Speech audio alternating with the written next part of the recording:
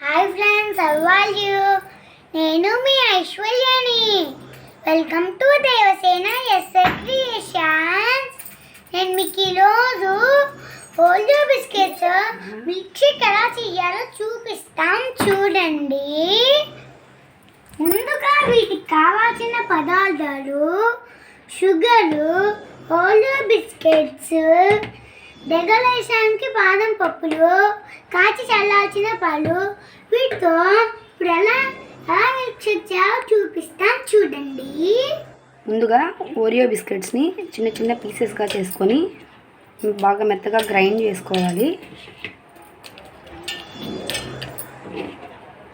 Grind చేసుకున్న తర్వాత దీంట్లో కొంచెం ఒక గ్లాసు పాలు, కాచి చల్లార్చిన పాలు పోసుకొని, షుగర్ కావాల్సినంత ఎక్కువ షుగర్ తినేవాళ్ళు కొంచెం షుగర్ ఎక్కువ వేసుకోవచ్చు. నేనైతే ఒక 2 ప్యాకెట్స్కి 1 బౌల్ షుగర్ వేస్తున్నాను. ఇంకా ఎక్కువ కావాల్సిన వాళ్ళు 1.5 అయినా వేసుకోవచ్చు. సో ఇలా చేసుకొని మనం ముందుగా గ్రైండ్ చేసుకుందాం.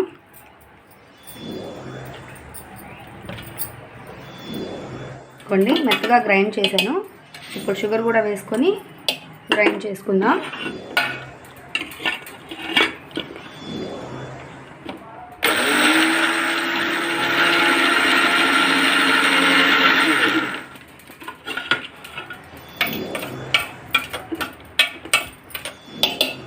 సార్ వేద్దాం.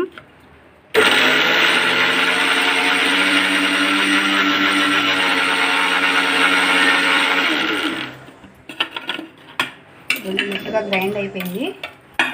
ఇందాక మనము అనుకున్నట్టుగా కాచి చల్లార్చిన పాలు ఇప్పుడు దీంట్లో వేస్తున్నాను.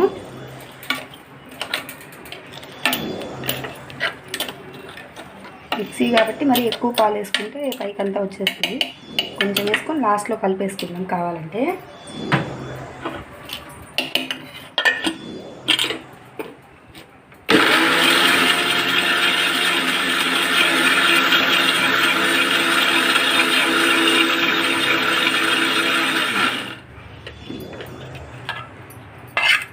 చూసారా చాక్లెట్ ఫ్లేవర్లో ఎంత బాగుందో.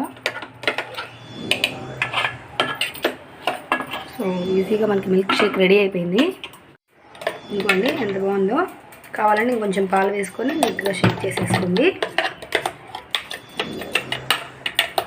దీన్ని కొంచెం సేపు కావాలంటే ఫ్రిడ్జ్లో పెట్టుకొని మరీ ఎక్కువ కూలింగ్ లేకుండా ఇవ్వండి, మళ్ళీ జలుబు చేస్తుంది పిల్లలకి.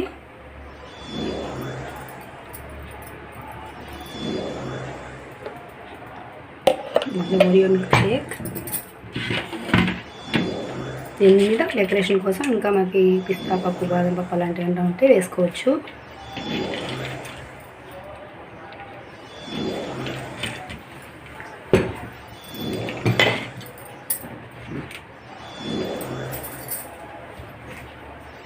ఇదిగోండి ఓరియో మిల్క్ షేక్ రెడీ.